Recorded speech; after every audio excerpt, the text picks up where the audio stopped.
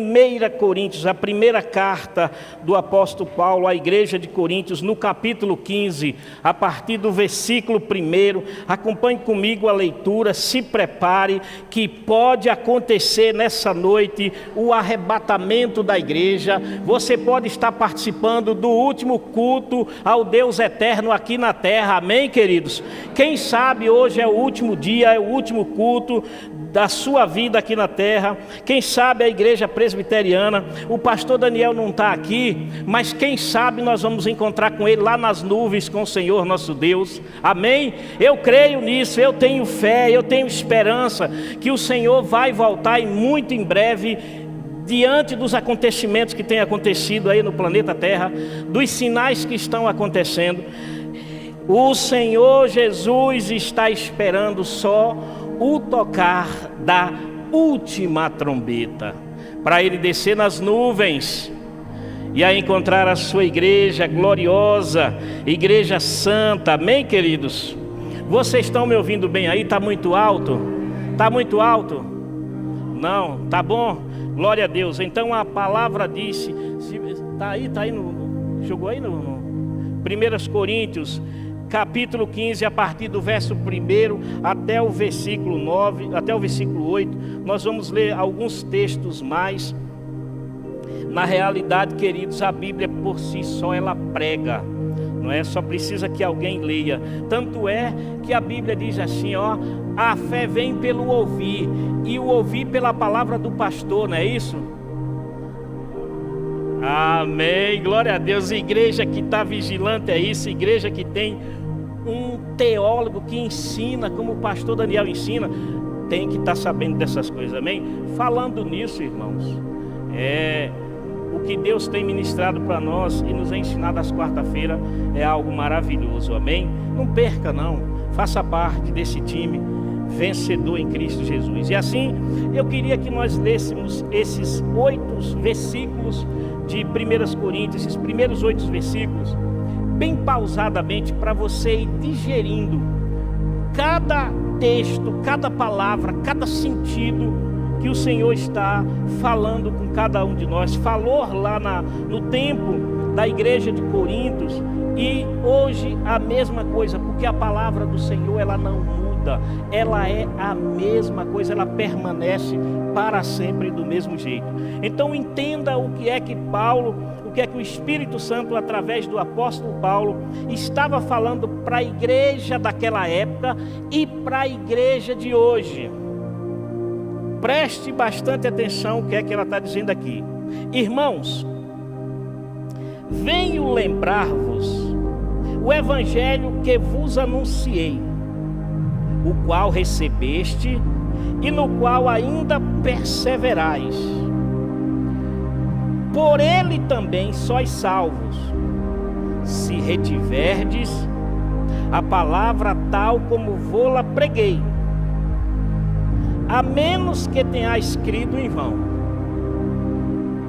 Antes de tudo, vos entreguei o que também recebi, que Cristo morreu pelos nossos pecados, segundo quem, irmãos?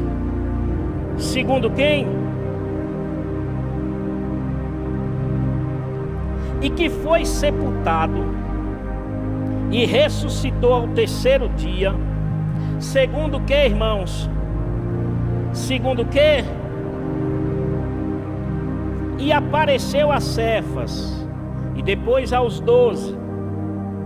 Depois foi visto por mais de 500 irmãos, de uma só vez, dos quais a maioria sobrevive até agora, no tempo em que Paulo escreveu a carta, 60 anos depois da morte e ressurreição de Jesus Cristo.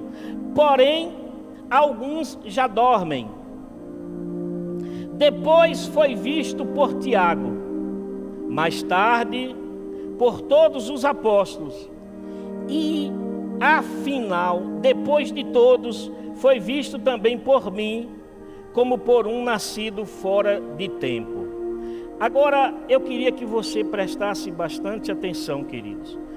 Escute e ouça a voz do Espírito Santo através desse texto sagrado. Eu queria repetir com vocês o versículo 6. Nós vamos ler mais alguns textos mais para frente, mas eu queria que você comigo meditasse nesse versículo 6. Depois foi visto por mais de 500 irmãos de uma só. Foi visto por quantos irmãos? 500. Foi visto por mais de 500 irmãos de uma só vez. Amém? Deus da Bíblia, conforme a tua palavra em Mateus 18:19, em concordância com o Espírito Santo da Aliança, nós oramos a ti nesse momento, Senhor, pedindo que o Senhor manifeste a tua glória, o teu poder e a tua unção e a direção do teu Espírito Santo através dessa congregação nessa noite. Eu não tenho nada, Senhor, para oferecer a essa igreja, apenas 5 pães e 2 peixinhos, mas a tua palavra nos diz que o Senhor é o Deus do milagre e o Deus da multiplicação. E Senhor, o Senhor fará com que esses 5 pães e 2 peixinhos se multipliquem de tal maneira que aqueles que entraram aqui nesta noite, Deus, receberá uma porção gloriosa do Teu Espírito Santo, receberá uma porção, Pai, sagrada do Teu Espírito. Pai, em nome do Senhor Jesus, o Senhor fará a multiplicação de tal forma, o Senhor fará milagres aqui nesta noite. Aquele que entrou aqui doente, Pai, nós profetizamos que vai sair daqui curado. Aquele que entrou opresso vai sair daqui liberto. Aquele que entrou aqui triste, Pai, em nome de Jesus, vai sair daqui alegre, porque o Espírito Santo do Senhor há de se fazer presente neste lugar para testemunho da glória de Jesus Cristo de Nazaré, nosso Senhor. Desde já nós repreendemos todo espírito contrário ao teu, em nome de Jesus, e mandamos direto para o abismo, sem direito a retorno. E pedimos que o Senhor nos guarde com a presença dos teus anjos aqui, Pai, em nome de Jesus. E a igreja que crê diz amém. Queridos, observe bem. Quando Jesus veio à terra como homem, ele veio buscar e salvar aquele que estava perdido. Com base em Romanos, capítulo 6, ele diz que todos pecaram e destituídos estávamos da glória de Deus. Todos. Então, ele veio para todos, todos os perdidos. Ele veio como homem, ele veio como cordeiro, e ele foi morto como um cordeiro, derramou o seu sangue, sangue precioso, para que através desse sangue Deus fizesse justiça por conta do pecado que imperava no mundo. A Bíblia nos diz que aquele que não conheceu o pecado, Deus o fez pecado para nos salvar. Ou seja, Jesus, que não conheceu o pecado, Deus pegou o pecado da humanidade inteira, colocou sobre ele e julgou o pecado da humanidade inteira sobre Jesus e a condenou sobre Jesus. É por essa razão que quando ele está na cruz, antes de morrer, uma das palavras dele foi: Deus, Pai, a dívida está paga, a dívida está quitada, a dívida foi quitada. E então, queridos, Lucas capítulo 19, verso 10 diz: porque o Filho do Homem veio buscar e salvar o que se havia perdido. Pode jogar aí também Ezequiel 34, 16. Ezequiel está aí, 34, 16. O que é que a Bíblia nos diz? Então Deus pega o pecado da humanidade todinho, coloca em Jesus, julga o pecado da humanidade em Jesus e declara: todo aquele que vier a mim, de maneira alguma eu lançarei fora. Toda pessoa que sentir que é pecador e chegar até Jesus, até Deus por meio de Jesus, é salvo dos seus pecados por conta do preço que Jesus pagou na cruz do Calvário. E alguns textos sagrados nos deixa um pouco assustado quando a gente lê, principalmente no momento da celebração da ceia memorial, que nós a chamamos de Santa Ceia. Ali Deus estava proclamando a nova aliança. A antiga aliança estava baseada em sangue de bois, em sangue de ovelhas, e a nova aliança estaria sendo, a partir de agora, sendo proclamada, promulgada através do sangue de Jesus Cristo uma única vez. Mas lá, conhecendo Deus a humanidade como Ele conhece, e o Senhor Jesus naquele momento, Ele diz, quando Ele pega aquele suco de uva e Ele faz uma representatividade com o sangue dele naquele copo, naquele suco de uva, Ele diz: este é o meu sangue que será derramado em favor de muitos. Mas espera aí, não é para a humanidade inteira? Por que então Ele declara em favor de muitos? Muitos não são todos, muito não é a humanidade inteira. É porque João 3,16 vai nos dizer o seguinte: que Deus amou a humanidade de tal maneira, o mundo não é o cosmo, é a humanidade. Deus amou a humanidade de tal maneira que entregou o seu Filho para que todo aquele que nele crê, não pereça, mas tenha a vida eterna. O problema está em todo aquele. Então não são todos que irão crer no sacrifício de Jesus, não são todos que vão declarar que Jesus é o seu Salvador mediante o pecado que nós temos e chegar diante de Jesus e dizer: olha, eu sou pecador e se o Senhor não me perdoar, a vida eterna eu vou passar em tormentos. Então, queridos, é por isso que ele declara em favor de muitos.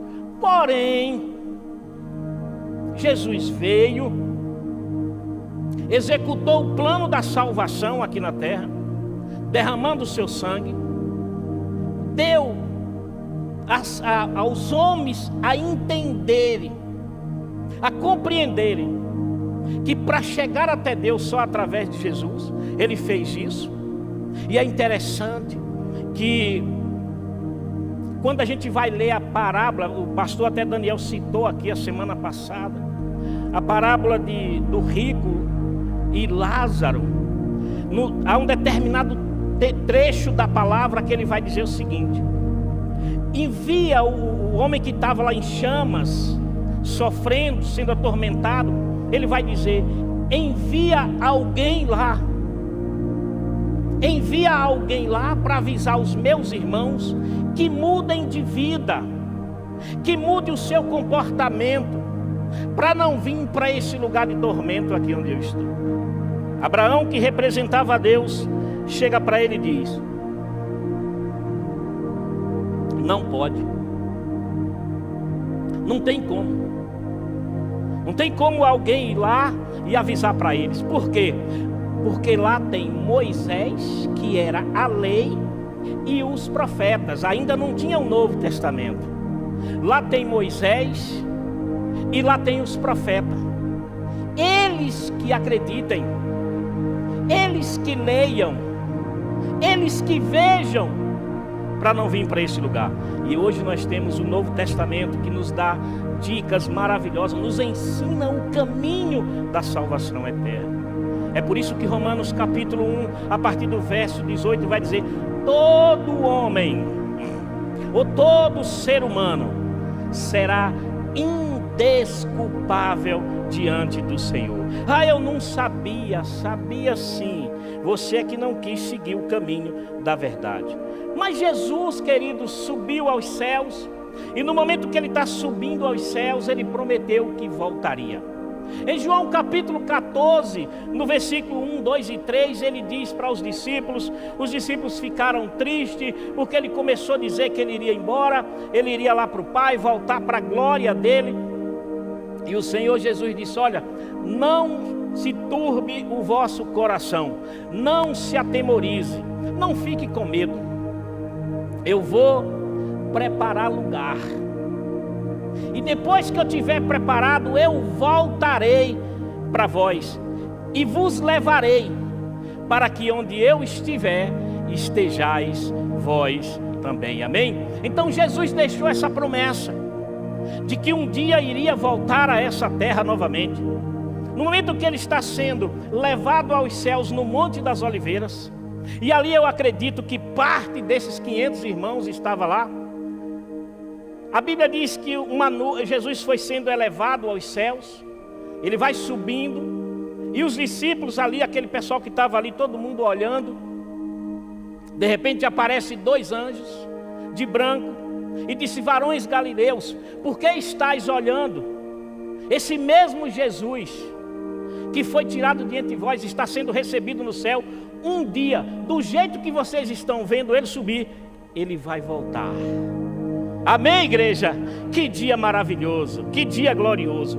Mas antes desse dia acontecer, dele voltar para pisar na terra novamente, ele fez uma promessa para a igreja, de tirar a igreja da terra, de voltar. Não vai tocar na terra, mas ele vai fazer uma reunião da igreja nas nuvens. Vai ser tirado a igreja da terra. É chamado de arrebatamento. É chamado de arrebatamento. Só que o arrebatamento, essa volta para o arrebatamento, não será para todos. Para todos ele veio a primeira vez. Ele veio para toda a humanidade. Deus amou o mundo de tal maneira que deu seu Filho para todo aquele que nele crê. Porém, queridos, no arrebatamento será um público selecionado. Que é isso, irmão? O senhor está dizendo que Deus fará acepção de pessoas? Não, de hipótese alguma. O arrebatamento da igreja serão para aqueles que o receberam e o confessaram como o único Senhor e Salvador, e se mantém no caminho da santificação, no caminho da renúncia, no caminho da abnegação de si mesmo, no caminho da fé e no sacrifício de Jesus. O sacrifício de Jesus Cristo que foi feito na cruz do Calvário. Então ele vai chamar, ele vai tomar esses. E olha o que está escrito, e aí agora ele começa a dar a dica. Como será essa vinda? Nós lemos aí em 1 Coríntios, até o versículo 8. Vamos ver agora o versículo 52 de 1 Coríntios. 1 Coríntios capítulo 15, verso 52. E aqui é uma das dicas que o Senhor Jesus nos dá para o arrebatamento da igreja. E nós precisamos entender alguns textos bíblicos, para que nós entendamos como é que isso vai funcionar. Para quê? Para que você não seja pego de surpresa. Deus anunciou a salvação da humanidade no dia em que Adão pecou. No mesmo dia em que Deus sentenciou Adão, sentenciou os seus descendentes, sentenciou a terra, naquele mesmo dia Deus anunciou um Salvador. Passou-se 4.000 anos e a promessa se cumpriu. Nós falamos até hoje aqui de manhã sobre o livro de Gálatas, que Paulo diz assim: vindo a plenitude dos tempos, Deus envia o seu Filho, nascido de mulher e nascido sobre a lei. Amém, queridos? Ele prometeu, ele vai cumprir. Lá em Levítico, Números capítulo 20 e 23, ele diz: Deus não é homem para que minta, nem filho de homem para que se arrependa. Falaria Deus e não cumpriria? Amém, queridos? Já colocou aí 1 Coríntios, olha o que está escrito. Primeira dica, irmãos, presta atenção. A primeira dica do arrebatamento será essa. 1 Coríntios 15, 52. No momento, num abrir e fechar de olhos, ao ressoar da última trombeta, a trombeta soará, os mortos ressuscitarão incorruptíveis e nós seremos transformados. Aqui está um detalhe muito importante que você precisa entender: a última trombeta. Alguns estudiosos da Bíblia e alguns leitores da Bíblia fazem uma confusão nessa questão da última trombeta muito grande, porque eles associam esta última trombeta como as trombetas de Apocalipse, mas não tem nada a ver com as trombetas de Apocalipse, porque as trombetas de Apocalipse, do capítulo 5 ao capítulo 16 do livro de Apocalipse, lá nós temos 7 trombetas, lá nós temos 7 trombetas, 7 selos e 7 taças. Só que essas 7 trombetas do livro de Apocalipse, elas anunciam juízo. São trombetas que estão anunciando o juízo de Deus. E abriu-se o primeiro selo, e aí foi dada uma ordem ao anjo que derramasse fogo sobre a terra. Enfim, cada uma das trombetas que eram tocadas, um selo do livro selado que estava nos céus, do qual, quando João viu, João começou a chorar, porque tinha uma voz que disse: não há ninguém capaz de abrir esse livro. E João começou a chorar, e de repente um anjo encosta de junto dele e disse: João, não chore, porque o cordeiro que foi morto e reviveu, ele é digno de abrir e de desatar os 7 selos. Amém, queridos? É Jesus de Nazaré. E no momento a Bíblia diz que um anjo forte pega aquele livro, entrega na mão de Jesus, e ele começa a desatar aquele livro, começa a quebrar aquele selo. E cada um dos selos que ele ia quebrando, uma trombeta ia sendo tocada, ia sendo anunciado o juízo de Deus na face da terra. Só que tem uma coisa que nós precisamos entender: a igreja do Senhor Jesus, a partir do primeiro versículo de Apocalipse, ela só é mencionada até o final do capítulo 3. A partir do capítulo 3, ninguém mais ouve falar de igreja, a não ser lá no capítulo 21, já no final do capítulo 21 para o capítulo 22, quando a igreja está já no céu celebrando as bodas do Cordeiro. Amém, queridos?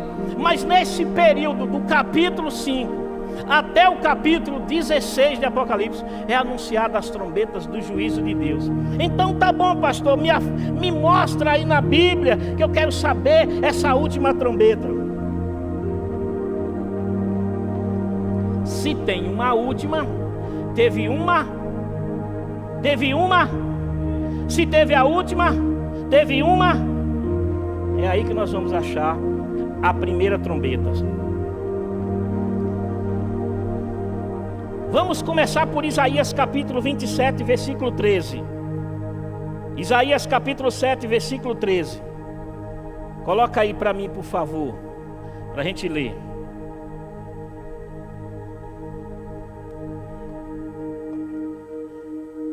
A trombeta de 1 Coríntios capítulo 15, versículo 22, não tem nada a ver com as trombetas de Apocalipse. Achou aí Isaías capítulo 27? É Isaías 27, 13. Isaías 27, 13. Amém? Amém, igreja?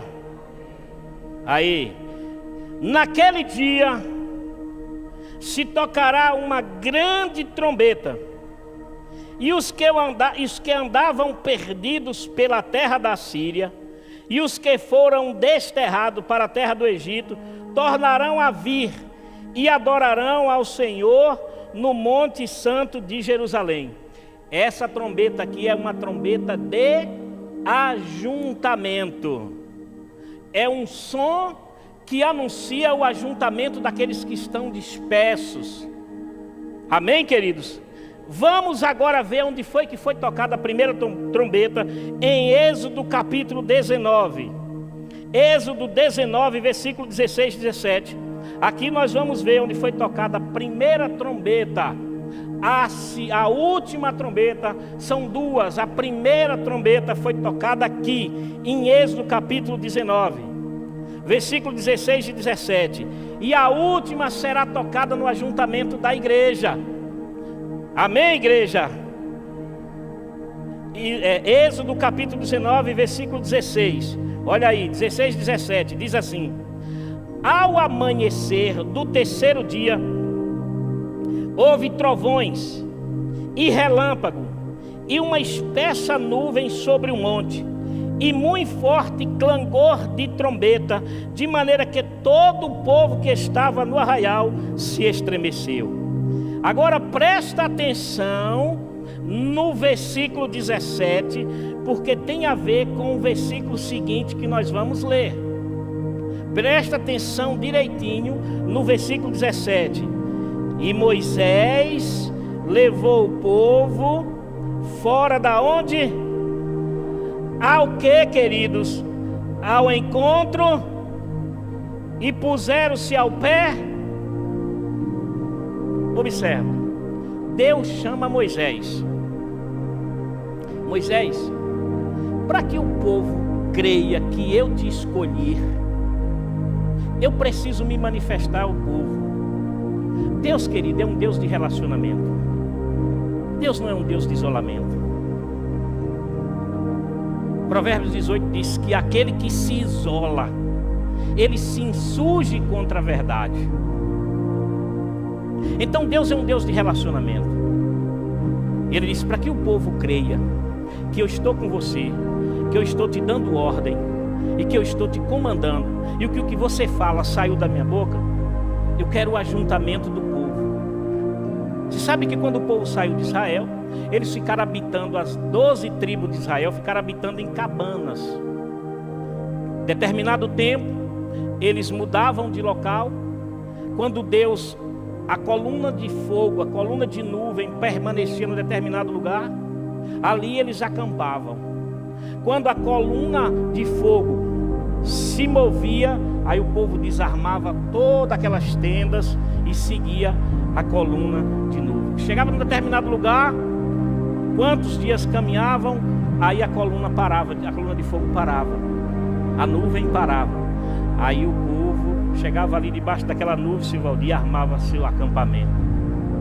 E aí Deus disse: Moisés, eu quero falar com o povo. E Deus dá uma ordem a Moisés: diga ao povo que se santifique por 3 dias, se lavem, se purifiquem, e traga a ele que eu quero falar com ele. E assim Moisés fez, santificou o povo, ordenou o povo que o povo viesse até o monte, e ali, a Bíblia diz que quando o povo está ali, se preparando para ir para o monte, começa a tocar uma trombeta, e o monte começa a estremecer, e Moisés pega o povo do arraial, presta bastante atenção, Moisés pega o povo do arraial, e tira para fora do arraial e leva para onde? Para se encontrar com quem? Oh, igreja inteligente, irmãos, é o Espírito Santo. Agora, vamos então saber quem Moisés representa no Novo Testamento. Deuteronômio capítulo 18, versículo 15. Coloca aí, por favor. Deuteronômio 18, 15. Aleluia. Amém, igreja? Presta atenção. O Senhor teu Deus, te suscitará um profeta do meio de ti. E aqui Moisés está dizendo para eles, né? Prestem bastante atenção. Já no final dos dias de Moisés já estava perto de morrer. E Moisés diz assim: o Senhor Deus, Moisés aqui está fazendo uma profecia. O Senhor Deus, em alguma tradução diz, levantará, aqui suscitará um profeta do meio de ti. Está falando com os hebreus. Vai sair um profeta do meio de ti, de teus irmãos, semelhante a mim. A ele ouvirás. Presta atenção que nós lemos em Êxodo 19, 17, que Moisés, um profeta, tirou o povo do arraial e levou para o monte para encontrar com Deus. Amém, igreja? A igreja está entendendo? A igreja está entendendo? Glória a Deus por isso. Moisés tira o povo do arraial, leva o povo para encontrar com Deus. E a Bíblia diz, tirou para fora, para encontrar com Deus.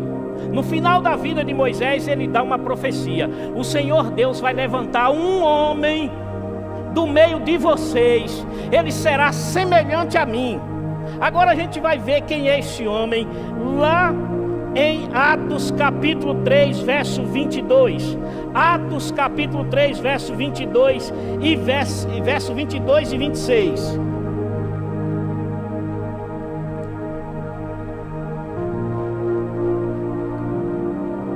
Aleluia.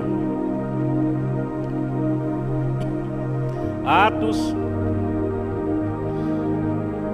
Aleluia. Atos capítulo 3. Livro de Atos capítulo 3, versículo 22.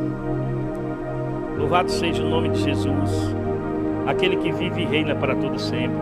Depois nós vamos voltar para as 500 pessoas que viram Jesus. E aí a gente finaliza, amém?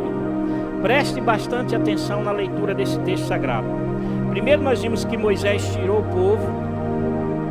No momento que a trombeta tocou, Moisés tira o povo do arraial e leva o povo para encontrar com Deus.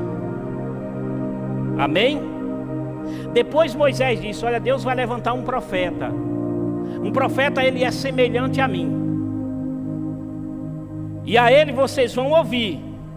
Tá certo? Agora vem o livro de Atos. Já no Novo Testamento, Pedro, depois que ele recebe a unção e graça do Espírito Santo, disse, na verdade, aqui é o discurso de Pedro, depois que ele é batizado com o Espírito Santo, disse, na verdade, Moisés, o Senhor Deus vos suscitará dentre vossos irmãos um profeta semelhante a mim. A ele ouvireis em tudo quanto vos disser. Aqui Pedro está lendo uma passagem do Antigo Testamento, a mesma passagem que nós lemos agora em Deuteronômio capítulo 18. Agora olha o que diz o versículo 26. Tendo Deus suscitado o seu servo, ressuscitado, tendo Deus ressuscitado o seu servo, enviou primeiramente a vós, outros, para vos abençoar, no sentido de que cada um se aparte das suas perversidades. Irmãos, o que eu quero chamar a atenção da igreja nessa noite é o seguinte: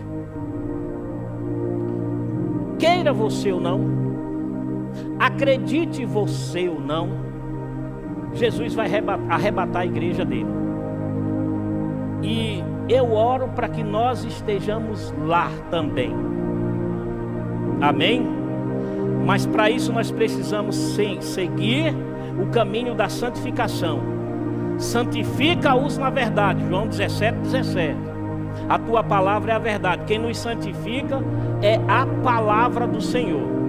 Amém, queridos? Por que eu quero chamar a atenção da igreja? Porque no início da igreja primitiva, no auge da igreja primitiva, só 500 pessoas viram Jesus ressurreto. Presta bastante atenção. Jesus faz uma promessa para aquelas pessoas, de se cumprir a promessa de Joel capítulo 2, que Deus derramaria do Espírito Santo sobre toda a carne. Mas para isso, a igreja tinha que estar reunida num determinado lugar. Quantas pessoas viram Jesus? 500. Paulo disse que mais de 500. Amém, queridos? Mas no dia que a promessa de Joel capítulo 2 se cumpriu. Só 120 estava no lugar que Jesus havia dito que era para eles estar. 380 ficou a ver navio. Das 500 que viram, só 120 receberam a promessa. Desperta, igreja, ó tu que dormes. Queira ou não, Jesus vai voltar. Quando Jesus estava andando pela terra, fazendo milagres, curando pessoas, ressuscitando mortos, abrindo a vista aos cegos, abrindo os ouvidos dos surdos, curando os leprosos, a Bíblia nos diz que Jesus fez um milagre da multiplicação. No milagre da multiplicação, a Bíblia dá a soma de 5.000 pessoas. Amém, queridos? A Bíblia dá a soma de 5.000 pessoas. Só que a Bíblia também diz que ali só era contado os homens de 20 anos para cima.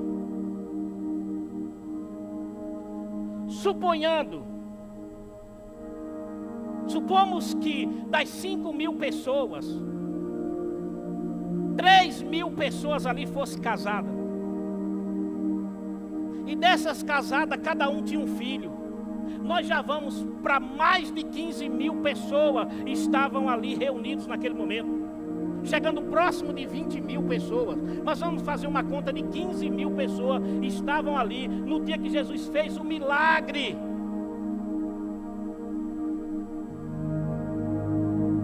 Mas no dia do cumprimento da promessa, das 20.000 pessoas, só 120 recebeu a promessa. Isso é para a igreja ficar alerta. Jesus vai voltar, queira você ou não, Ele vai voltar. Ele vai arrebatar a sua igreja. Ele vai tirar a igreja daqui da terra. Porque tem um período que Ele determinou, um período que o anticristo vai ter que governar, porque a palavra dele não pode voltar vazia. Ele vela, Jeremias 1,12, eu velo sobre minha palavra para cumprir. Eu velo sobre minha palavra para cumprir. Deus não tem compromisso com ninguém, Ele tem com a palavra dele. Entenda isso. Se você estiver no cumprimento da palavra, se você estiver em linha com a palavra, você será tomado da terra. Se você estiver fora da palavra, você será deixado na terra. Queira você ou não. Porque não é como eu quero, não é como você quer, é como a palavra diz que deve ser. Deus não se deixa se mover por sentimentos.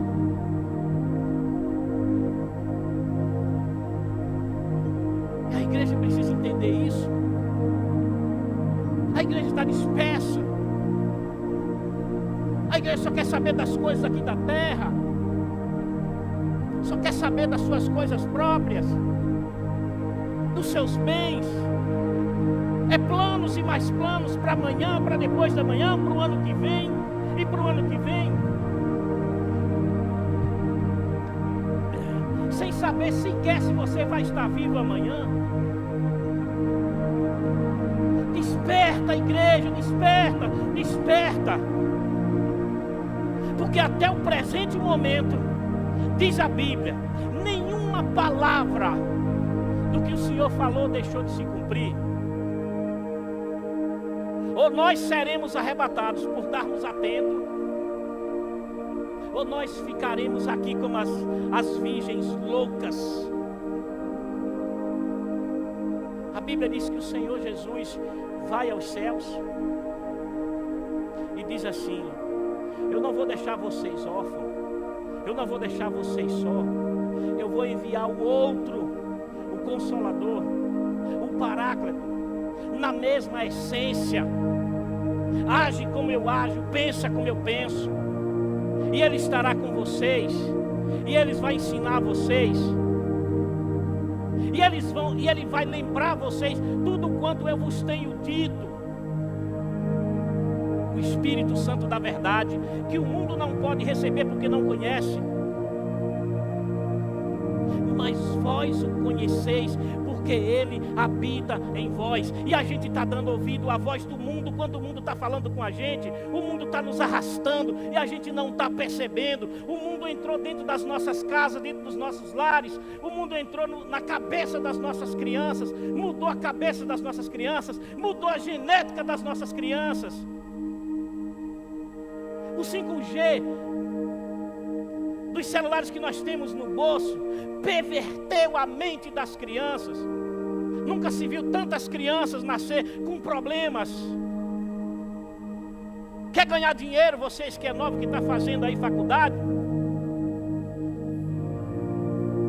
Faz psicologia para criança, que você vai ganhar dinheiro, os turbilhão. É só criança nascendo com problema, é só criança nascendo com problema. Você acha que isso é o quê? É os alimentos que nós comemos, é os transgênicos que nós comemos, é o leite com soda cáustica que entra dentro das nossas casas, é a carne contaminada que entra dentro das nossas casas, e a gente se deliciando, e não está nem percebendo o que está acontecendo ao nosso redor, e o diabo dando risada da nossa cara. E Jesus dizendo: igreja, desperta a igreja, desperta. Olha o que o Senhor Jesus está dizendo. Deus levantará um profeta, e quem não ouvir esse profeta será extirpado do meio do meu povo. Jesus de Nazaré. O que é que você está fazendo com sua vida? Como crente em Jesus, o que é que você está fazendo? Você vai esperar pagar para você ver? Você vai ver demais. Você vai ver coisas que você não gostaria de ver. Você vai passar por coisas que você não gostaria de passar. Esteja atento, igreja. Deus não é homem para que minta. E Deus não se engraça com seu cabelinho bonito, nem com seu rostinho bonito, nem com sua roupinha de marca, nem com seu carro de marca. Deus não está nem aí para isso. Deus quer saber do teu coração. É do teu coração. Entrega teu caminho ao Senhor, entrega teu coração ao Senhor e deixa Ele conduzir a tua vida, guiar a tua vida. Porque você vai sair dessa terra, ou no coletivo, ou no individual, queira você ou não, você vai sair. Os seus dias estão pré-determinados antes de você chegar no ventre da sua mãe. Agora queira ir no arrebatamento da igreja, porque se você for no arrebatamento da igreja, você não vai passar pela morte. Embora a gente tenha o maior medo da morte, mas a morte para a gente é uma porta para a eternidade que se abre, desde quando você tenha Jesus como Senhor e Salvador da sua vida. Esquece, irmão, essa terra. A Bíblia diz: se nós já ressuscitamos com Cristo, buscamos as coisas que são de Cristo lá do alto. A gente diz que eu leio a palavra, mas eu amo a palavra, mas eu gosto da palavra, mas eu faço isso, eu faço aquilo. Mas na hora que a gente chega no texto de Mateus 6,36, a gente diz: olha, peraí, isso aí não é para mim. Buscai o reino de Deus e a sua justiça em primeiro lugar, e as demais coisas te serão acrescentadas. A gente está fazendo o seguinte: a gente inverteu a ordem das coisas. A gente está buscando em primeiro lugar as demais coisas. Se sobrar tempo, eu busco o reino de Deus para mim.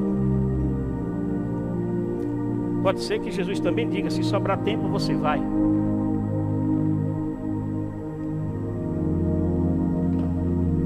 À meia-noite, ouve-se um grito: vem o noivo. Vou te dizer rapidinho e a gente vai encerrar. Casamento judaico. A festa durava 7 dias. O noivado durava por mais ou menos 1 ano, esperando o noivo construir uma casa e a noiva se arrumar, se ataviar para poder fazer o casamento. Quando o noivo tinha construído a casa, a noiva tinha feito todos os preparativos para o casamento. Aí dizia: o casamento será marcado em tal data. Nessa tal data, às vezes casamento arranjado, e nem o noivo nem a noiva conheciam um ao outro. Mas aí o que é que fazia os judeus antigamente? Arrumava um amigo do noivo para dizer: vai lá, trabalha com ela, conversa com ela, vai saber como é que ela é, traz notícia dela para mim.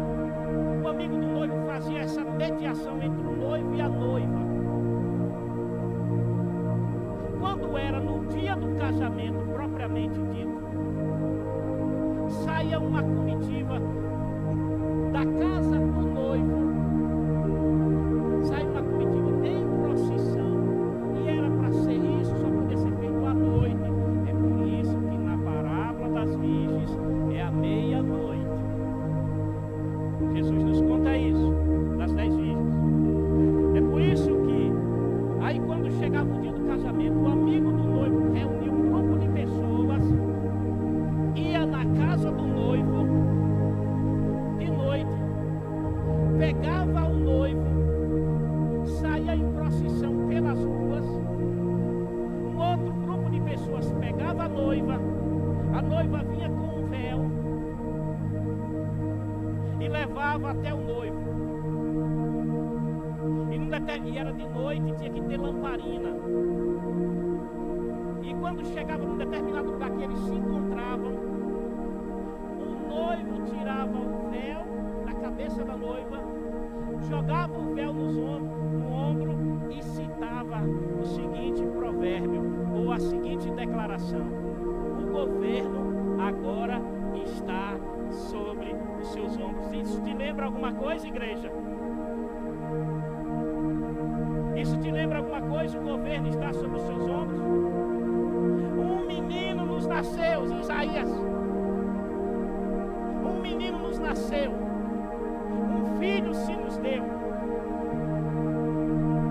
E o seu nome será Maravilhoso, Conselheiro, Deus Forte, Príncipe da Paz.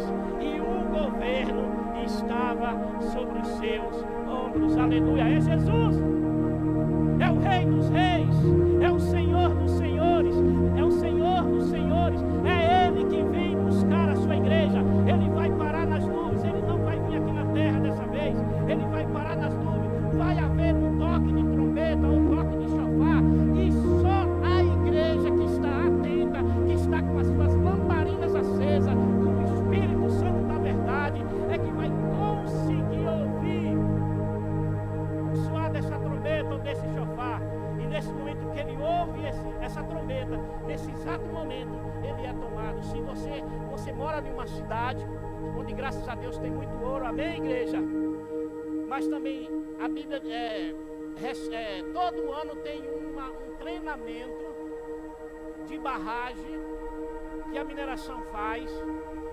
Reúne o povo aqui na cidade, em um determinado lugar, e diz: olha, vai tocar aí as sirenes, para que caso haja algum problema lá, você já está familiarizado com o toque dessa sirene. Todo ano acontece isso. E de repente você está em casa e você ouve aquela sirene tocar, ó, é a sirene da mineração. Todo ano ela faz isso, um treinamento para você. Ela não muda o toque, é um só, é um toque só, é um som só, é aquele mesmo som a vida toda. Para quê?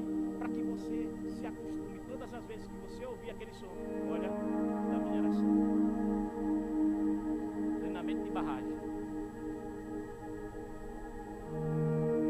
Se você quiser subir com a igreja do Senhor Jesus, você tem que trilhar o caminho da santificação, você tem que trilhar o caminho da renúncia, você tem que trilhar o caminho do arrependimento, você tem que andar pelas páginas da Bíblia. Santifica-os na verdade, a tua palavra é a verdade. A Bíblia diz lá em Isaías 33, eu não me lembro do versículo que diz: há um caminho chamado caminho santo, nenhum passará por ele para esse caminho. Mas a Bíblia também vai falar lá de Apocalipse no final: aquele que é limpo, limpe-se mais ainda; aquele que é sujo, suje-se mais ainda. Eu quero saber se eu voltar ou não no arrebatamento. Não é só você pegar 1 Coríntios capítulo 6 e você vai